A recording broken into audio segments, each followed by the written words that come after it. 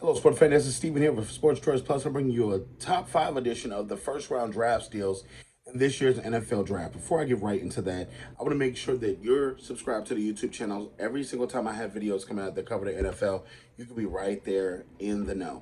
So without further ado, let's get right into it. This NFL draft had a lot of steals in it. It had a lot of guys that either dropped because of health reasons, health concerns, issues off the field, a number of things. So this is going to be the top five of those draft steals. Coming in at number five, he got in a little bit of a trouble, got a DUI, if you will, but he's still a top 10 talent in the NFL. He would literally slipped outside of the top 10. And I'm talking about the defensive tackle from the University of Texas, one of the strongest players in the actual NFL draft as far as bench press goes. You see the way that he plays the defensive tackle is very demonstrative, very disruptive. I'm talking Byron Murphy. With the ability to not only move the center or the guard in front of him, he's going to demand double teams coming into the NFL. He's built like he can take punishment. He's built like one of those guys that's either going to punch you in the mouth or you got to punch him back. And that's what you need on that fast physical line for the Seahawks. You want somebody that's going to set the tone, not only in practice, but every single game. You want somebody that's going to go out there and eat. He's going to be a dog for the Seahawks. Going to number four, he slipped a little bit, and this was possibly the best defensive player in this year's NFL draft. There was question marks only because of health, and you're looking at Dallas Turner. You're looking at what he does for the University of Alabama and how he was able to dominate late that season and show you against some of the premier offensive talent how he was able to take charge.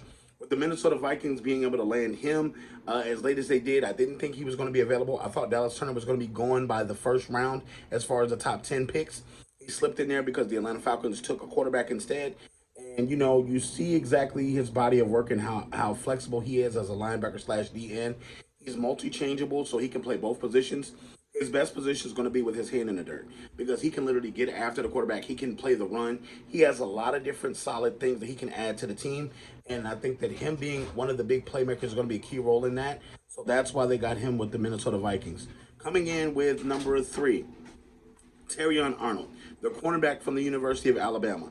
Where he was able to go with the Detroit Lions is going to be huge because not only does he give them some cornerback play that they desperately need, he's one of the guys that's going to seal that side of the field that's going to make it to where these guys don't have to worry about him on defense. He has an amazing personality. His skill set is there.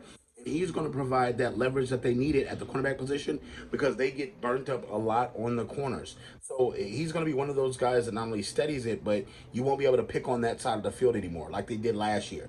He's going to be one of the best talents that they have, and he slipped all the way down where they got him at. So he's a bargain pick as well. Coming in number two, I think that a lot of people are misunderstood with this pick, and I think that a lot of people are confused that why did the Raiders take a tight end? Brock Bowers. Brock Bowers literally is one of the best pass catchers in this draft.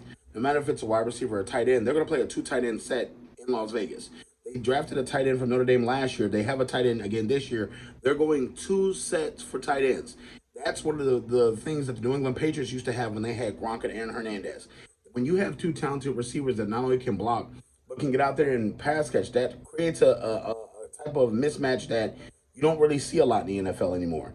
You got one guy who's a speedster, one guy who can block and still catch. So you want to add options to Devontae Adams, and you want to make sure that the offense is more. No matter if you have a lesser quarterback or a better quarterback, you want to give him more options to throw in different windows. So having two tight end sets makes that very credible. That helps your run blocking. So I think that that's a big pickup for the Las Vegas Raiders.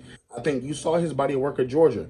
He was the leading receiver basically at Georgia from the tight end position. So you got to ask yourself, do you see this young man being able to pick up catches, move the needle on first down, being able to block, do the dirty work? Yes. The answer is yes. You're getting a quality player in that football player. So I think that the pick is amazing. They didn't have to trade anything. They didn't have to move up, and he fell to them. That's what makes it a great value pick.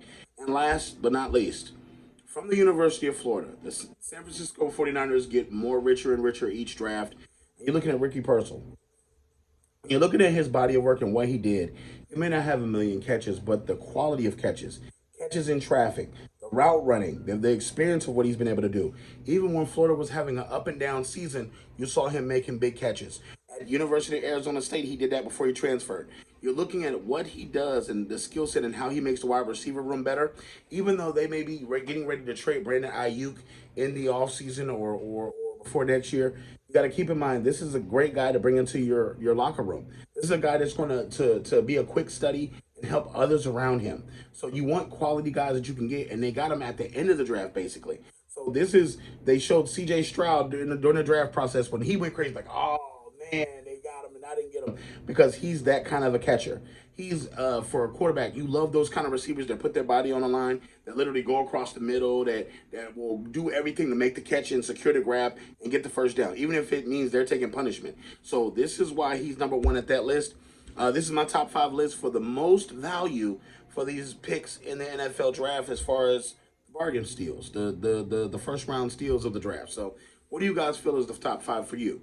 Do you have a quarterback? Do you have wide receivers? Do you have tackles? Do you have linebackers?